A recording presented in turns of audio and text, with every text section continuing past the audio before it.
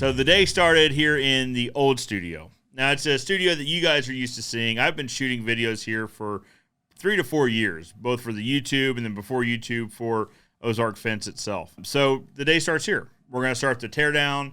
We're going to bring you guys along throughout the process. I'm actually going to show you guys a behind-the-scenes look on what it looks like for me sitting here, and then throw you guys over my shoulder on a GoPro, let you guys see a time-lapse of what it looks like tearing this thing down. I'm going to take you guys with us over to the new studio and then show you guys a time-lapse of what it looks like setting it back up. Now, I'm going to take more time during the setup to show you guys exactly what equipment we're using and give a brief description why. But for now, I'm going to show you guys a behind-the-scenes look with this GoPro. All right, guys, so now you're on the GoPro. I'm going to give you a short little behind-the-scenes look of what it looks like sitting here. So behind me is the backdrop that you guys are used to seeing. As we've said before, this backdrop is just fabric. Now, when we get over to the new studio, you'll see that we've got the nice rewood backdrop up where it's actual wood. I think it looks a little bit nicer than this backdrop, but this backdrop has served us well for the last couple of years. So I'm going to flip you guys around. So this is what I typically see. We got Jeremy. He usually helps me record the videos. He's in control of the whiteboard. The whiteboard, we put up, suggestions from you guys, different ideas for video content, that sort of thing. Of course, we've got the reminder on there that good fences make good neighbors. There for a little while, I had a hard time getting that sentence correct. But anyway, so as I'm sitting here, we've got the A6400, the Sony A6400 there. Now, we've got the GoPros. We could produce these videos with a GoPro. The video's not great, the audio's not perfect, so we end up going to A6400 for the video. And then we've got the Shure, these are SM7B, I believe, mics there, and they go into the Rodecaster Pro. This thing basically just takes the audio levels and makes them really nice for you guys. Sometimes I'll have a computer set up here. I like when I'm doing my lives, that way I can interact with you guys. And yeah, so we've got the lights here that are making me look as good as possible, which, they're working overtime, of course. We've got a nice ring light here. Now this ring light, let me flip you guys back around. That ring light actually sits right over my shoulder. So it's gonna keep the backdrop lit really well. And that way you're not seeing shadows. Let me show you guys, without it, you'd start seeing shadows here on the backdrop from the lights in front of me. So always nice to have a little backdrop camera. So there is the GoPro up in the corner, and I'm going to throw you guys up there now and give you guys a time-lapse view of what it looks like tearing this place down. So without further ado,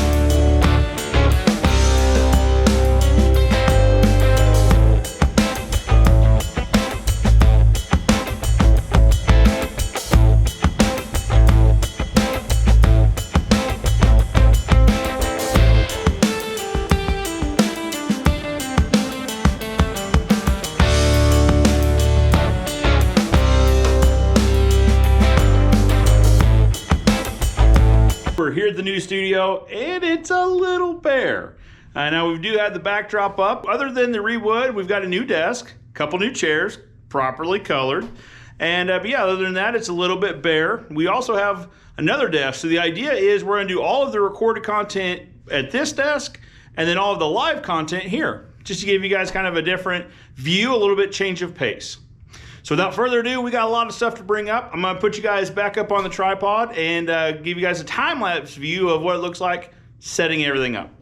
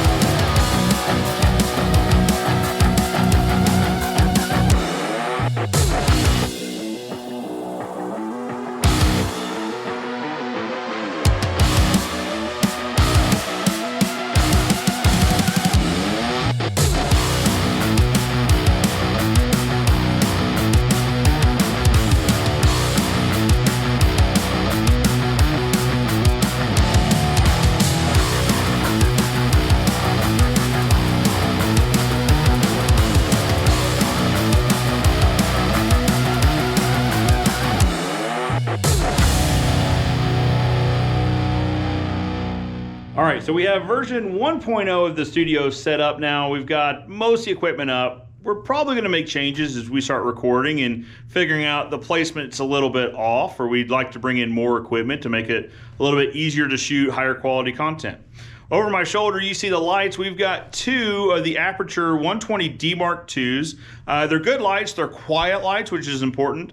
One thing, we'll probably be upgrading the lights sometime in the future. So they put out a lot of light, but they don't put out quite enough to where these lights stand off of the desk.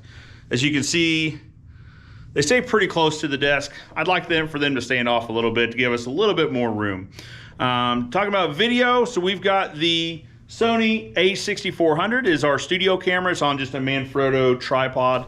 The 6400 we love for making studio content. It's a great solid camera. Now we've got a 6600 as well that we use for out in the field work. It's got onboard stabilization, that sort of thing. But 6400 we like a lot for the studio camera. Now, let's go take a look at what it looks like from my perspective at the desk. All right, and here's what the finished look is gonna somewhat look like. We're here at the desk. I'm gonna flip you guys around and we'll talk about the audio. All right, here we are. So we talked about the audio a little bit at the old studio. They're just the Shure SM7B mics going to the Rodecaster Pro for audio. Now the Rodecaster records audio onboard, which is really nice. We're also going to wire it straight into the camera so that we don't have to splice audio as much. Also for the live, we also have audio coming out of the Rodecaster Pro into the laptop so that when I'm doing lives, the audio comes in nice and crispy clear. So as you guys can see, we've got the lights here. So the lights for the room will actually end up coming off during the recording. You guys might not be able to hear it, but they've got a little bit of a hum. Again, we've got the Sony a6400 there. Now a couple modifications we're gonna make pretty much right off the jump is we've got a 27-inch TV that's gonna sit right in here. That way we can see the final output of the recording. We can see exactly what it's gonna look like.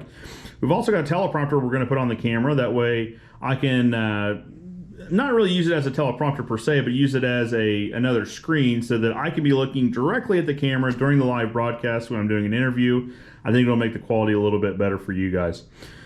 But yeah, we still got quite a bit to do. We've got some cable management to take care of. But the nice thing, so this is a Husky desk. I got this thing from Home Depot. Not a sponsor, paid full price. But the nice thing about it is it's solid wood. So we're going to be able to screw up some cable management racks under this desk to bring those cables up off the floor. We're also going to be able to put a power management bar up on this. We're going to mount it directly to it. That way all of the power management comes up off the floor. Yeah, just kind of make it a cleaner look. Well guys, that about wraps it up. As we make more iterations, more versions of the studio, we'll probably do more studio tours if that's what you're into. If you like the studio tour, let me know in the comments below. Let me know if I missed anything, if you're curious about how equipment's set up or what equipment we use. I'd be glad to do a follow-up video on that. And we'll probably do a studio check-in, I don't know, every 6 months or a year to let you know what new equipment we're using and how we're using it, so that if you're wanting to produce YouTube content, maybe we can help you out with that. But for now, I'm Joe Everest, the fence expert, reminding you that good fences make good neighbors.